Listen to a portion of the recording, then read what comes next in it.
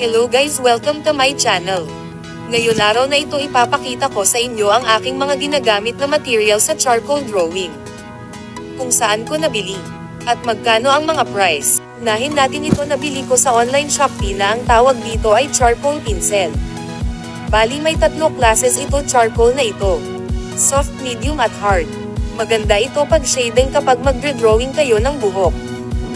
Dahil black na black siya, kaya lang ang ayaw ko sa charcoal na ito dahil maitim siya, kumakapit sa kamay ko ang charcoal niya, kaya kung gagamit kayo nito dapat gumapit kayo ng tissue. Para hindi din malagyan ang inyo drawing. Ang price nito ay 22 pesos isa-isang peraso. Charcoal pencil na ito nabili ko sa isang online shopping din pero dito sa Saudi. Ang pangalan ng online shopping na ito ay Temo. Hindi ko alam if mayroon dyan sa Pinas ang Temo shopping. Sa isang pack 4 na peraso na black charcoal at 2 white charcoal pencil. Ang price nito ay 10 Saudi Riyal. Kapag sa Philippines money ang price niya ay 141 pesos. Itong charcoal pencil naman na ito hindi ko binili. Binigay lang ng aking amo.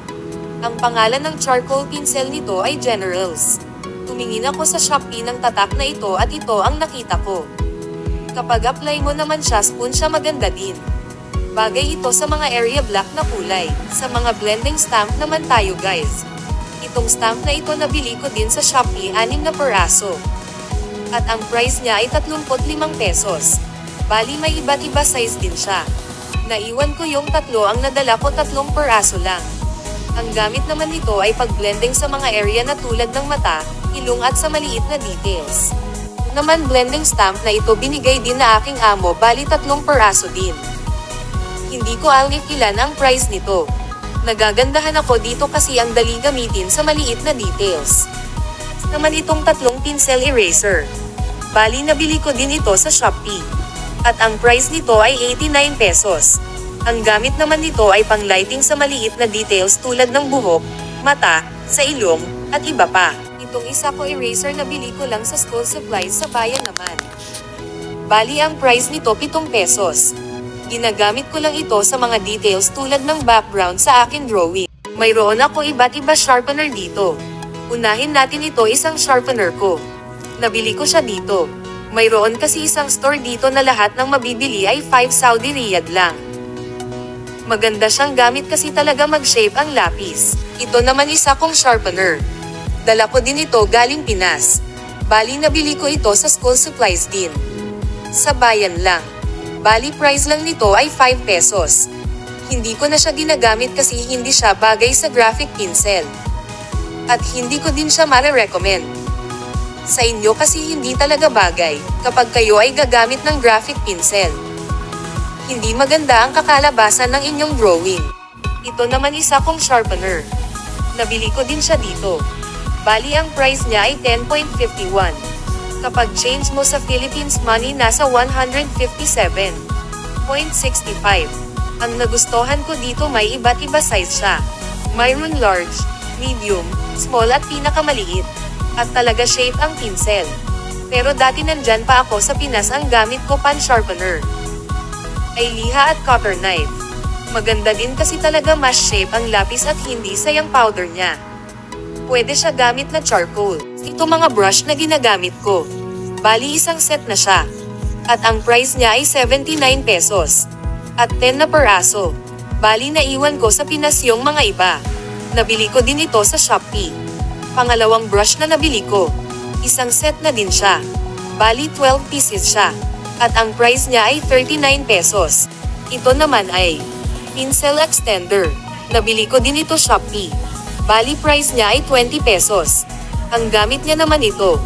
Kapag maliit na yung lapis ninyo, ilagay nyo dyan, huwag ninyo itapon agad ang lapis. Ito naman nabili ko din sa Temo online shopping.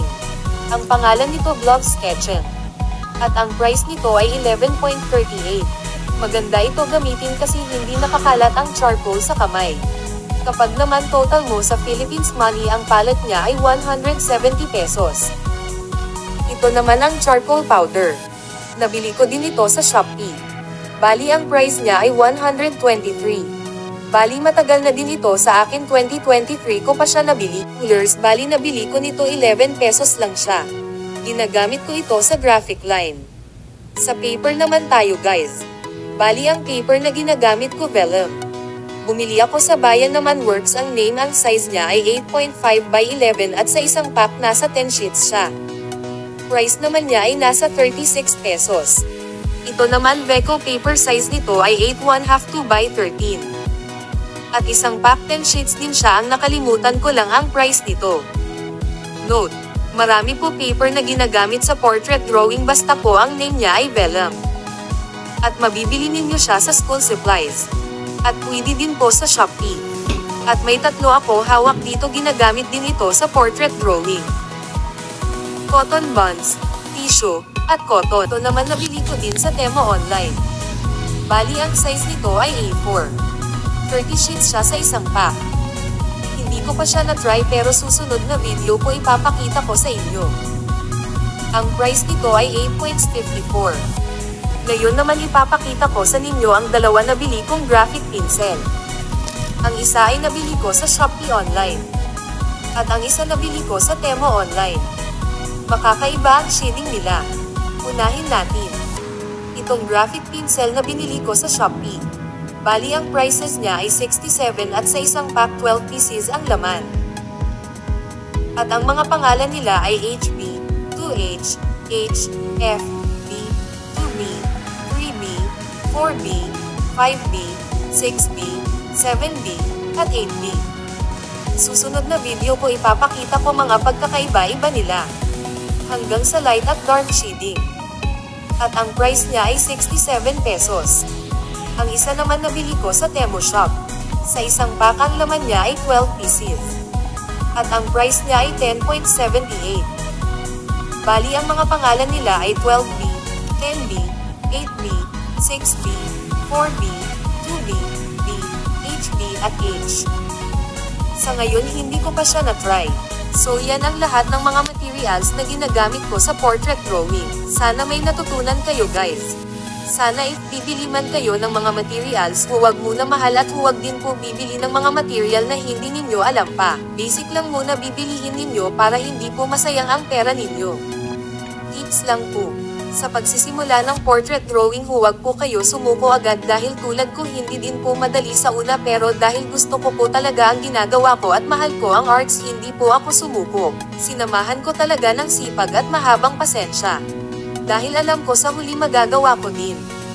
So go lang po sa pangarap at sa goal. Successful hindi po madadaan sa mabilis kundi sa sipag at mahabang pasensya. God bless sa lahat at bye.